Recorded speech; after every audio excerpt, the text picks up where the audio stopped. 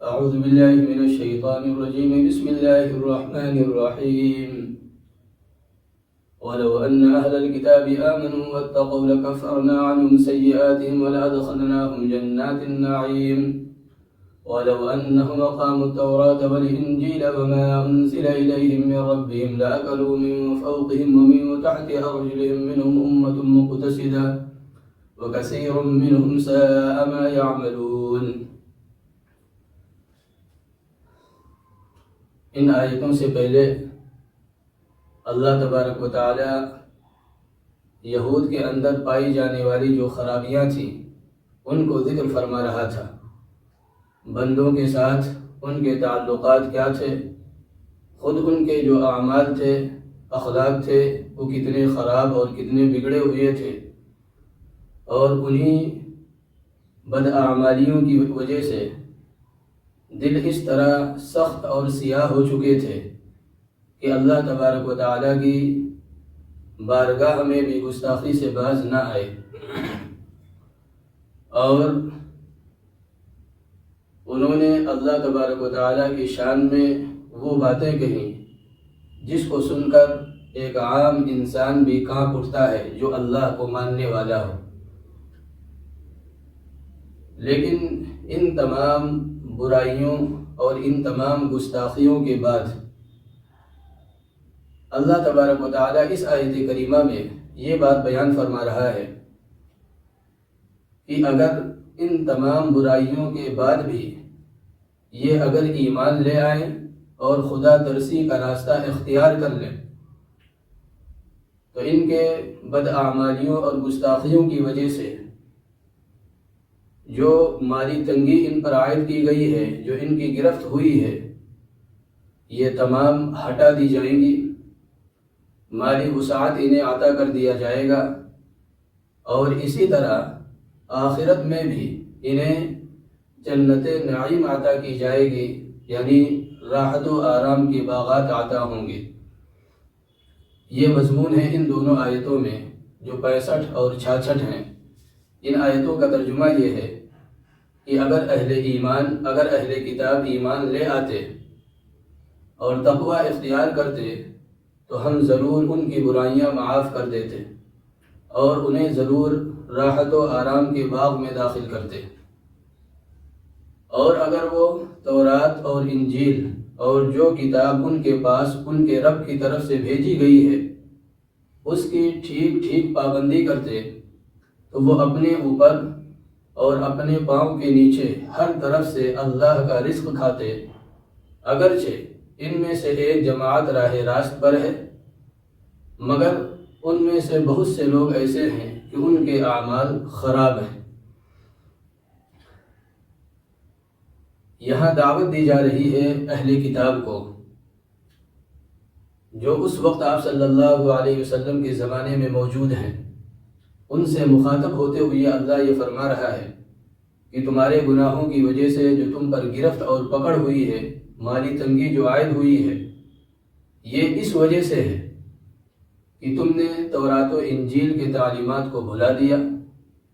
تم نے رسولوں کے جو پیغامات تھے انہیں فراموش کر دیا، اور محمد صلی اللہ علیہ وسلم جب نبوت کا دعویٰ لے کر آئے تو پھر انہیں بھی تم نے جھٹلا دیا، ان کی تکذیب کی اور ان کے جا کے در پہ ہو گئے. تو تمہارے ان بداعمالیوں کی وجہ سے یہ دنیاوی جو سزا ہے، مال و اسباب میں تنگی، بے برکتی، یہ تمہارے اوپر عائد کر دی گئی.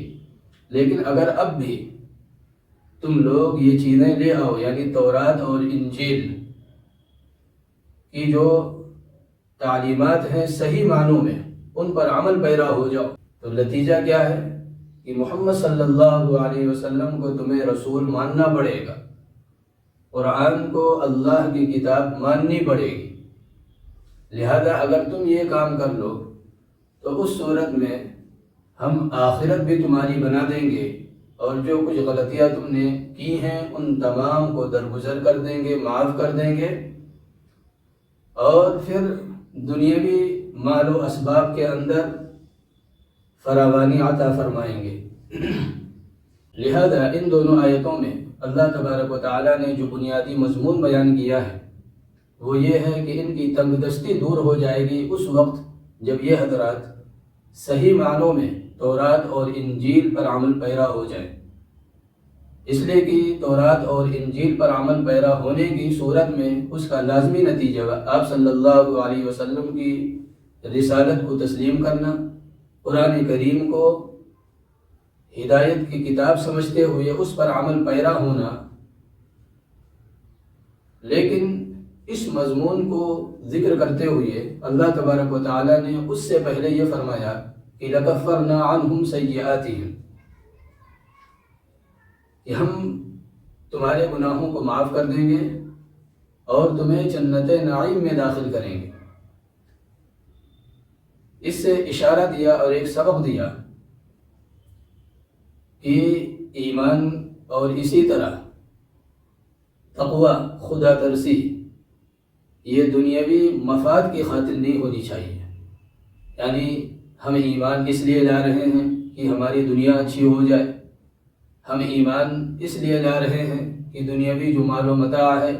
وہ ہمیں مل جائے، ایسا نہیں ہونا چاہیے۔ یہ چیزیں یقیناً ایمان کی برکت سے اور اسی طرح تقوی اور طہارت والی زندگی سے میسر ہو سکتی ہیں،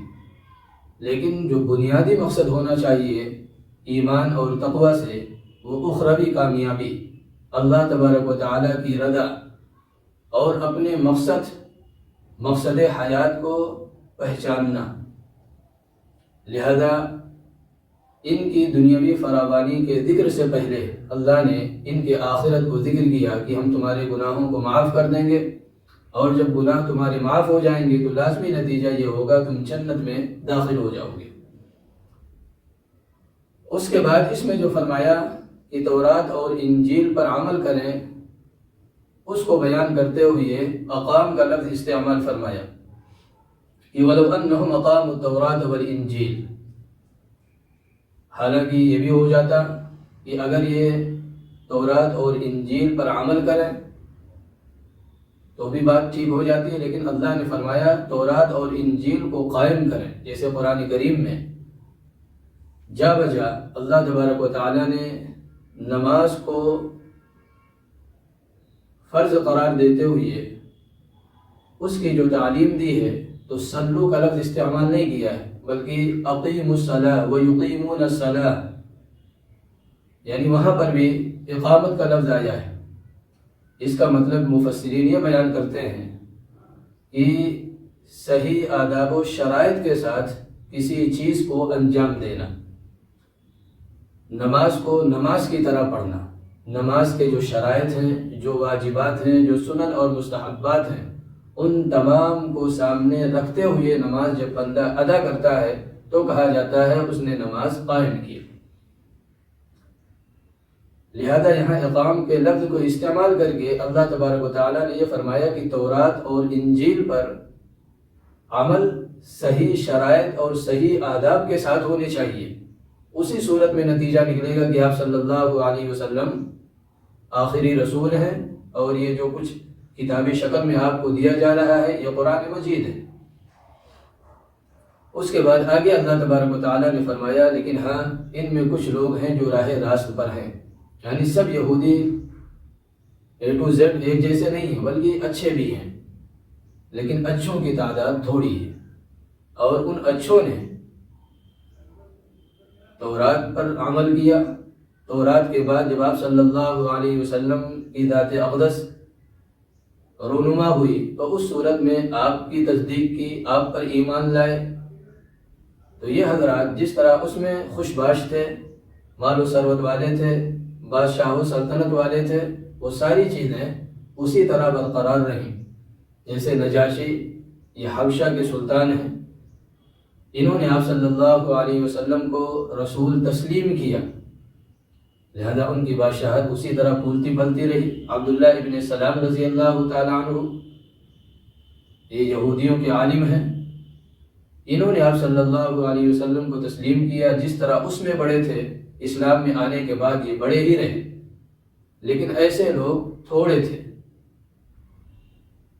ایسے لوگ تھوڑے تھے، لہذا آگے قرآن نے فرمایا وَكَثِيرٌ مِّنْهُمْ سَاءَ مَا يَعْمَلُونَ، یعنی ایک جماعت تو ہے جو راہ راست پر ہے، لیکن ان میں اکثریت جو ہے یہ بروں کی ہے۔ لہذا اللہ تبارک و تعالی ہم سب کو ہر طرح کی برائیوں سے بچنے کی اور نیکیوں پر چلنے کی توفیق عطا فرمائے۔ وآخر دعوانا ان الحمد للہ رب العالمین۔